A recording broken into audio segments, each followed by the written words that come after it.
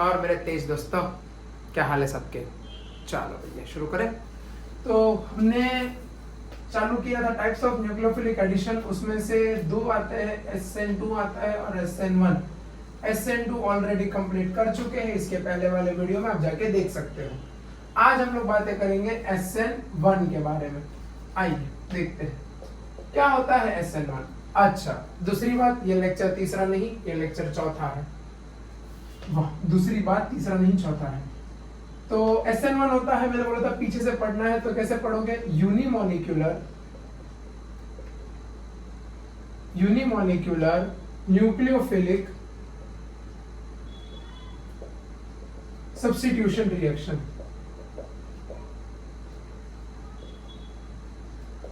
Unimolecular nucleophilic substitution reaction.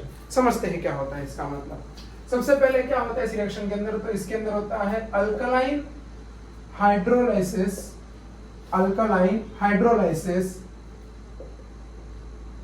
Of tert butyl halides.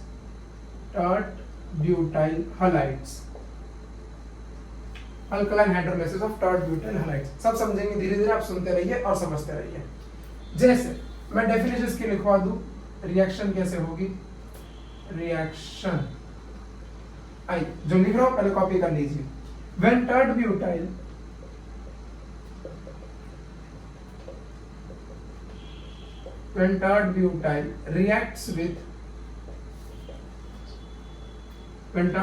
reacts with or heated with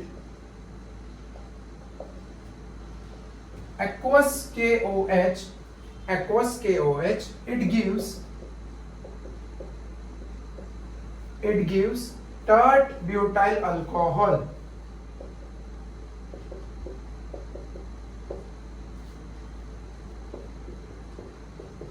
Tert butyl alcohol as the product. समझते हैं क्या होता है ये सब। सबसे पहले तो यही जानना पड़ेगा कि टर्ट ब्यूटाइल क्या होता है, और फिर उसके बाद टर्ट ब्यूटाइल अल्कोहल कैसे मिलता है। ठीक, अच्छा, टर्ट ब्यूटाइल, यहाँ पे एक और वर्ड आएगा जो आएगा ब्रोमाइड। टर्ट ब्यूटाइल ब्रोमाइड, ये रिएक्शन करवाता है।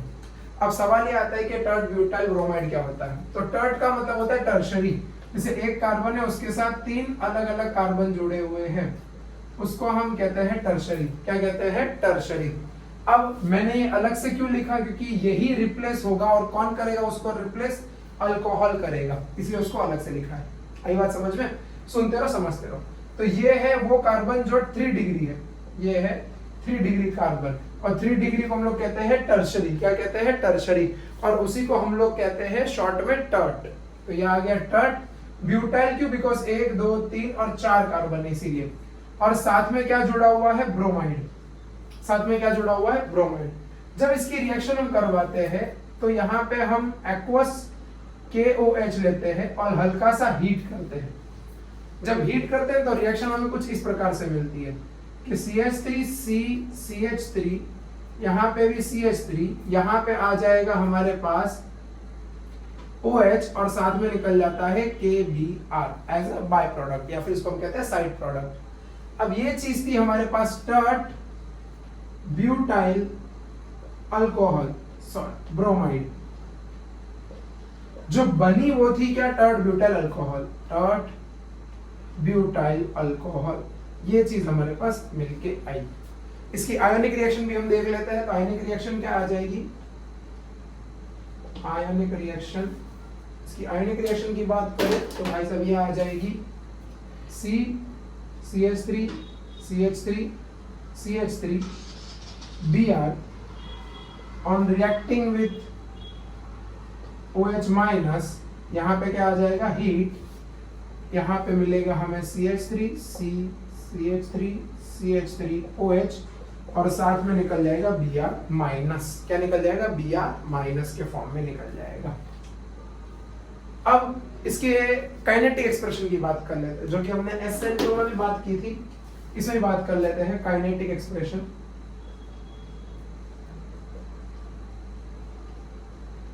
रिएक्शन कैसे होती है मैं सबको बताऊंगा, अभी वैसे बता रहा हूँ कि ये इस प्रकार, मतलब ये रिएक्शन होती है कैसे, किस प्रकार से होती है, हम आपको चर्चा करेंगे।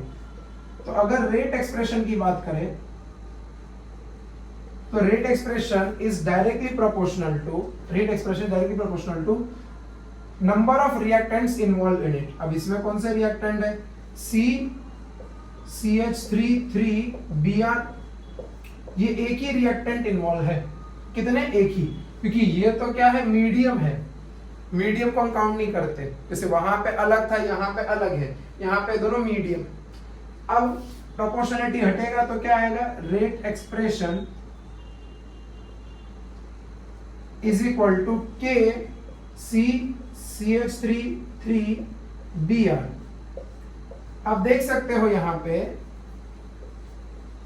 सिर्फ और सिर्फ एक ही रिएक्टेंट इन्वॉल्व है, इसके लिए इसका नाम है यूनिमॉलिक्यूलर। यूनि का मतलब होता है वन और मॉलिक्यूलर का मतलब सिर्फ एक ही मॉलिक्यूल है इसके अंदर इन्वॉल्वमेंट, और इसी वजह से इसको हम कहते हैं यूनिमॉलिक्यूलर सब्स्टिट्यूशन रिएक्शन, यानी आसान शब्दों में SN1 रिएक्शन। आई बात समझ में? अब बात करते हैं मैकेनिज्म की। आओ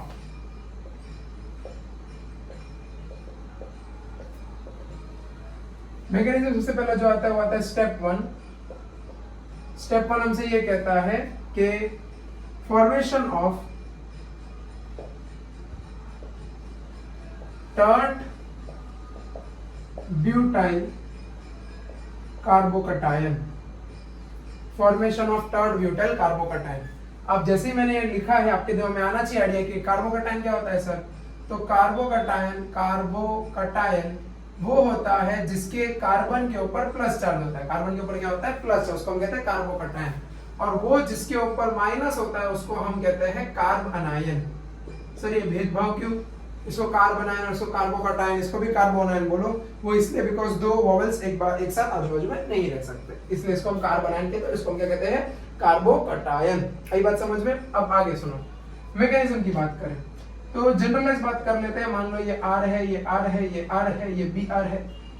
अब क्या होगा, यहां से हम लोग लेते हैं पोलर सॉल्वेंट। पोलर सॉल्वेंट का मतलब जो आसानी से H+ दे देता है उसको हम कहते हैं पोलर सॉल्वेंट।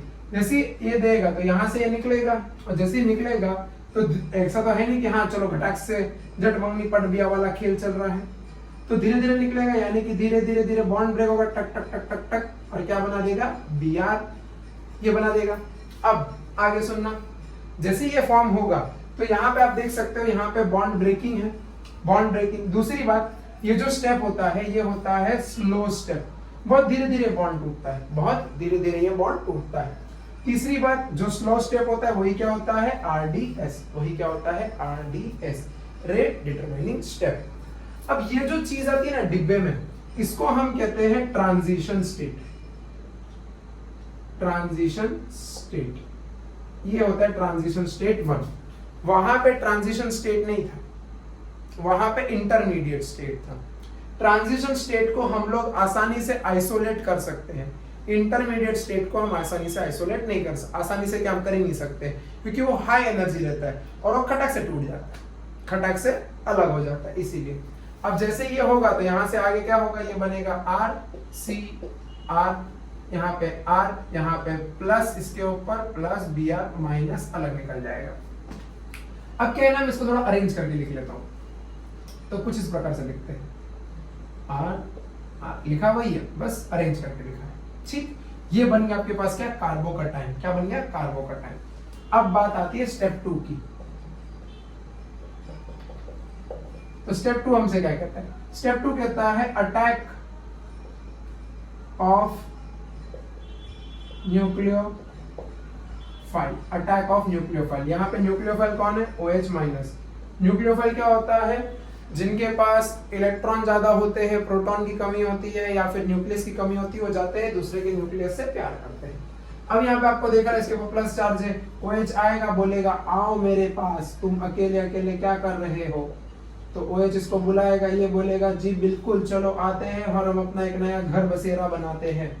अब जैसे ही अपना नया घर बसेरा बनाने जाएंगे तो जाहिर सी बात है घर बसेरा बनाने में टाइम लगेगा, और टाइम लगेगा यानी कि हम उसको ऐसे शो कर सकते हैं, ये टाइम लगने को टक टक टक टक OH, ये घर बसेरा बन रहा है, यहाँ पे हो रहा है बॉन्ड फॉर्मेशन।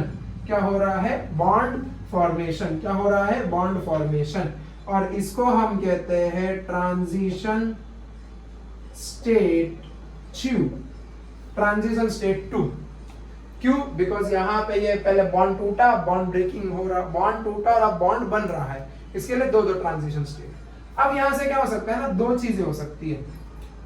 सबसे पहली चीज जो हो सकती है वो ये हो सकती है कि जो अटैक है वो अटैक हो सकता है फ्रंट साइड से, क्योंकि अब तो न्यूक्लियोफाइल है नहीं, वो तो चला गया है इसीलिए। और दूसरा कहां से हो सकता है? बैक साइड से। अब जब ये फ्रंट साइड से अटैक करेगा तो ये कुछ इस प्रकार से दिखेगा आपको, और जब बैक साइड से करेगा तो ये आपको कुछ इस प्रकार दिखेगा। देखो, अगर मैं इन दोनों को छुपा दूं तो क्या ये इसका उल्टा है? ये देखो, ये ऐसा हो गया, देखो ये ऐसा। आई बात समझ में? तो जब ये आगे से अटैक करता है तो इसको हम कहते हैं रिटेंशन। रिटेंशन का मतलब होता है जो कंपाउंड ये जैसा था वैसे का वैसा ही है, उसको हम कहते हैं रिटेंशन। और इसको हम कहते हैं इन्वर्जन। क्या कहते हैं? इन्वर्जन। इन्वर्जन क्यों? बिकॉज ये उल्टा हो गया है। अब सवाल है, इन्वर्जन हुआ है तो कितना हुआ, रिटेंशन हुआ तो कितना हुआ है?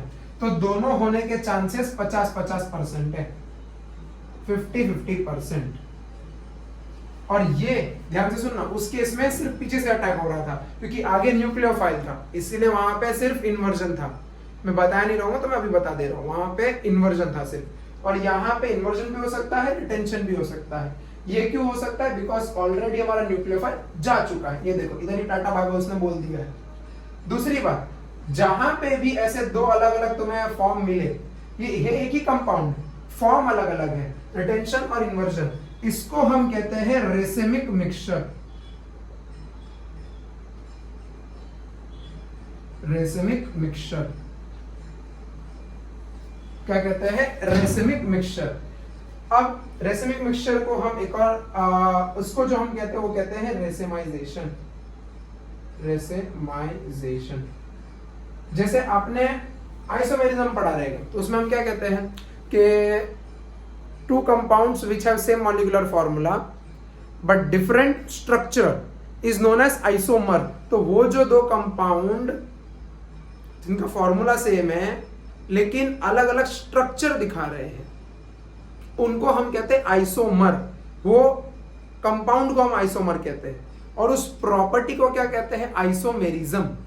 उसी प्रकार से यहाँ पे जो दो अलग अलग चीजें दिखा रहे हैं, शो कर रहे हैं, इसको हम कहते हैं रेसिमिक मिक्सचर, लेकिन इसकी जो प्रॉपर्टी होती है उसको हम कहते हैं रेसिमाइजेशन। क्या कहते हैं? रेसिमाइजेशन। क्या कहते हैं? रेसिमाइजेशन। आई बात समझ में?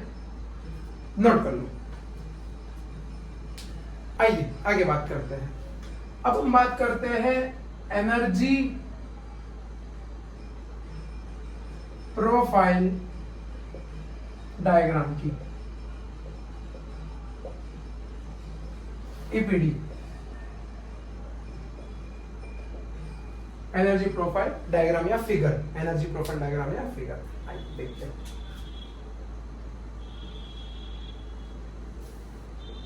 तो यहां पे हम लेते हैं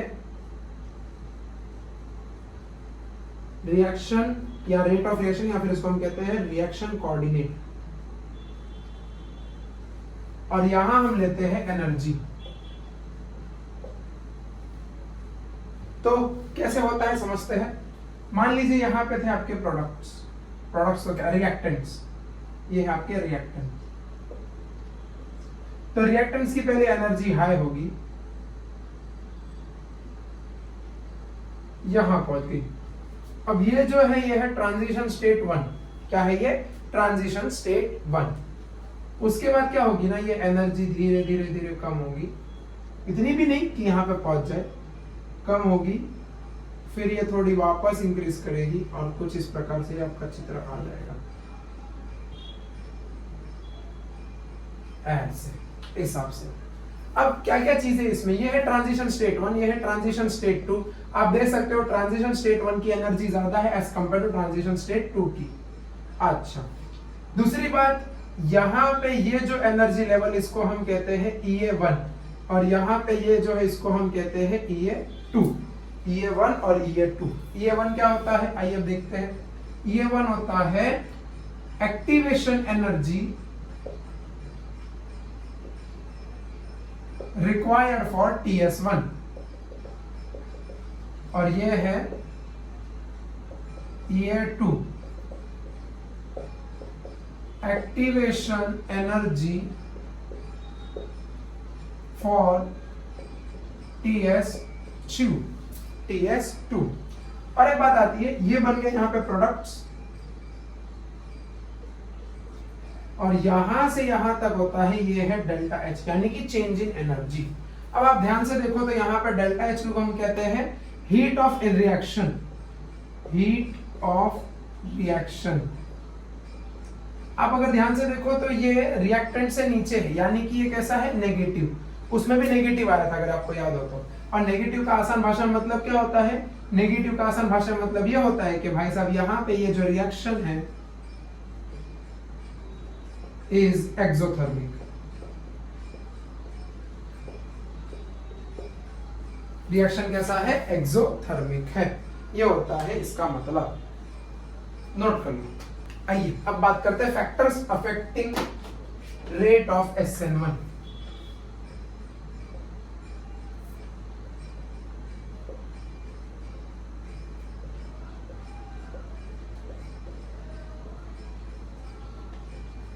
सबसे पहला, nature of substrate.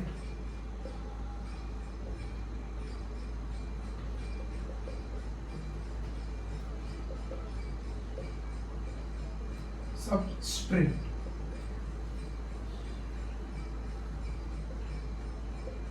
Okay, nature of substrate यानी कि अब यहां पे आप जो लेते हो सबस्ट्रेट वो कैसा होना चाहिए। तो अगर आपको ध्यान हो तो उस वाले केस में सबस्ट्रेट वहां पे प्राइमरी होना चाहिए था, क्योंकि प्राइमरी सबसे अच्छा दिखा पाएगा क्या, SN2, फिर सेकेंडरी, फिर टर्शियरी, सबसे लास्ट में टर्शियरी होता था। यहां पे एग्जैक्ट उसका उल्टा है, यहां पे टर्शियरी सबसे ज्यादा दिखाएगा, फिर सेकेंडरी, और लास्ट में प्राइमरी। ऐसा क्यों, ऐसा इसीलिए बिकॉज आप देख सकते हैं जो बल्की ग्रुप है क्या करेगा, इसको फटाफट इलेक्ट्रॉन दे देगा इस न्यूक्लियोफाइल को, और वो निकल के चला जाएगा। इसीलिए सबसे ज्यादा किस में होता है, टर्शरी में, सबसे कम प्राइमरी में, और दोनों के बीच में कौन सा आता है, सेकेंडरी। दूसरा जो फैक्टर आता है वो आता है nature of leaving group.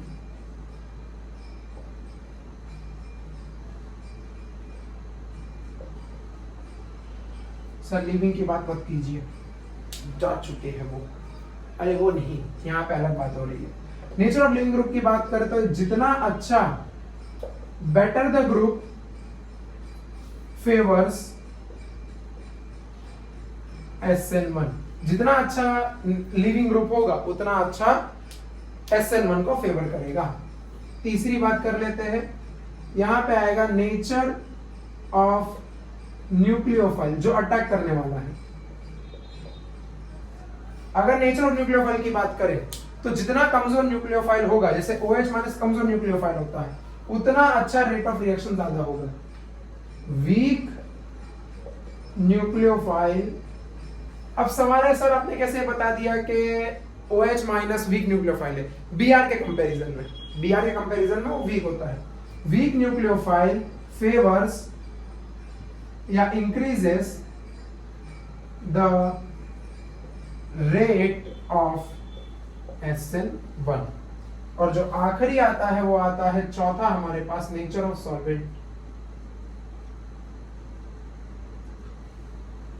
Nature of solvent की बात करें तो भाई साहब पोलार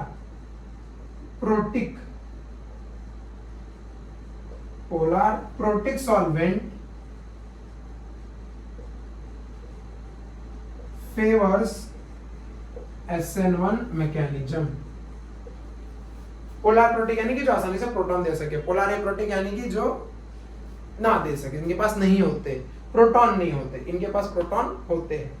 ये सब चीजें पढ़ रखा होगा आपने, लेक्चर पढ़ा रखा है, कर लो नोट। समरी कर लेते हैं आखिरी चीज।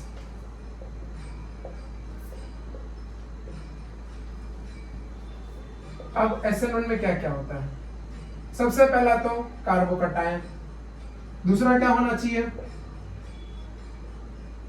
पोलर प्रोटिक सॉल्वेंट, यानी कि जैसे कि हो गया H2O, C2H5OH वगैरह वगैरह।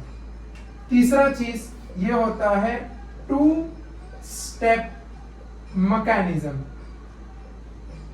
2 स्टेप क्यों सर आपने? अच्छा अभी तो पढ़ाया था 2 स्टेप, मेरे को पता था, आप इसी में कंफ्यूज हो गए। देखो मैं भी आपके टाइम पे यही होता था कि इसमें 2 स्टेप हो रहा था, उसका SN1 क्यों है, उसमें एक स्टेप में हो रहा था, उसका SN2 क्यों है। इसमें स्टेप से लेना देना नहीं होता, इससे लेना देना होता है कि कितने लोग इसमें इन्वॉल्व है। इसमें एक ही लोग इन्वॉल्व था, इसके लिए यूनिमोलिकुलर, उसमें 2 लोग इन्वॉल्व थे, इसीलिए उसको हम क्या कहते हैं? बायमोलिकुलर। आई बात समझ में? अच्छा, चौथी चीज 50% रिटेंशन होता है। हाँ सर ये तो होता है, और 50% इन्वर्जन होता है। पांचवी चीज कुछ याद आ रही है? रिएक्टिविटी। रिएक्टिविटी क्या होती है? 3 डिग्री, फिर सबसे कम, उससे कम 2 डिग्री, और उससे भी कम क्या होगी? 1 डिग्री इनकी, ये होती है रिएक्टिविटी। और आखिरी जो लास्ट चीज है वो होती है रेसिमाइजेशन, यानी कि ये कंपाउंड्स दोनों आधे आधे मिलते हैं और हमें मिक्सचर मिलता है इसका।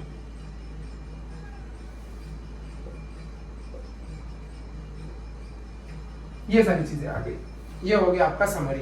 इसको अच्छे से बना लेना, समझ लेना, और इस लेक्चर के लिए इतना ही था। अब अगले वीडियो में हम चालू करेंगे एलिमिनेशन, न्यूक्लियोफिलिक पूरा खत्म पूरी तरीके से एकदम अच्छे से।